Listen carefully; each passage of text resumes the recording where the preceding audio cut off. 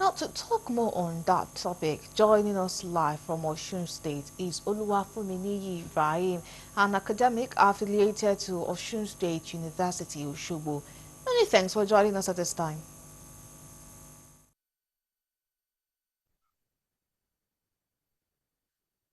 Three deputies have always had to disagree, leading to unhealthy rivalry in government.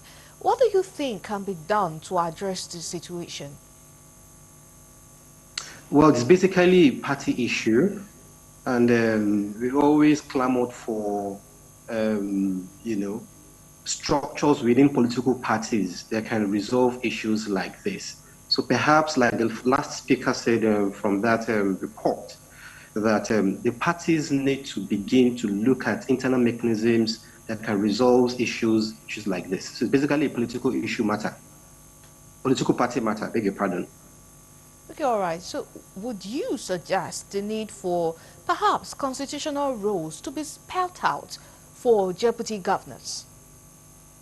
Absolutely, absolutely. And I think that is basically a major issue with our constitution as far as these roles are concerned. They are not quite spelled out clearly. And that is why you find many governors, perhaps tormenting their deputies when, issues arise between themselves. And you can see from Edo State, where a deputy governor who represents a constituency, who represents the state, is being humiliated by the governor by locking him out of office. So perhaps if we have a clearly stated template, for deputy governors, and I think perhaps some of these issues will be resolved. Okay, now, if you were to take a guess of what's currently going on in Edo State, perhaps what happened in Oyo State, do you think that succession plan could also be the reason why there's always crisis between the governor and deputy? Absolutely.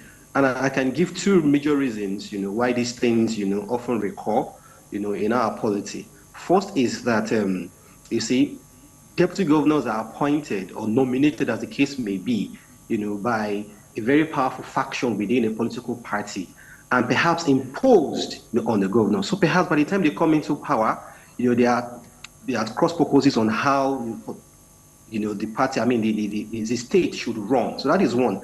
Second is that a particular deputy governor having ruled with his deputy, I mean, with his governor for 8 years, he also wants to become a governor. And that becomes a big, big challenge. And for me, really, I do not see anything wrong in the deputy governor coming out to say, look, I want to also, become the number one man in this state. But many governors also have their own agenda. I want to appoint or nominate somebody who they can trust, or who they trust, or who they feel can do the job well. So it leads to tension between a deputy governor and governor when it comes to succession disputes. Okay, so now that it seems as if lots of governors are not usually happy when the deputy are trying to be ambitious, so to speak. So what method would you recommend for deputy governors who might also want to become governors, the right route to take so that there might not be clashes between them and the governor?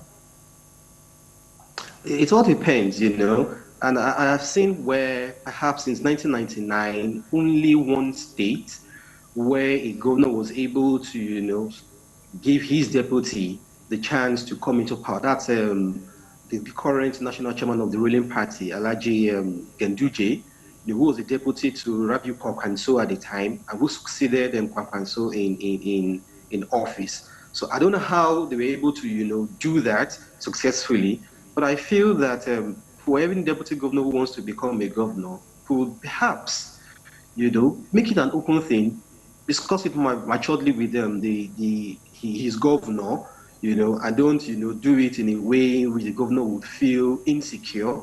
And perhaps from there, they'll discuss with the political party. And if perhaps the political party feels that he's the right candidate, so be it. All right, very well. We thank you so much for giving us your time on the news. Thank you so much. Really appreciate it.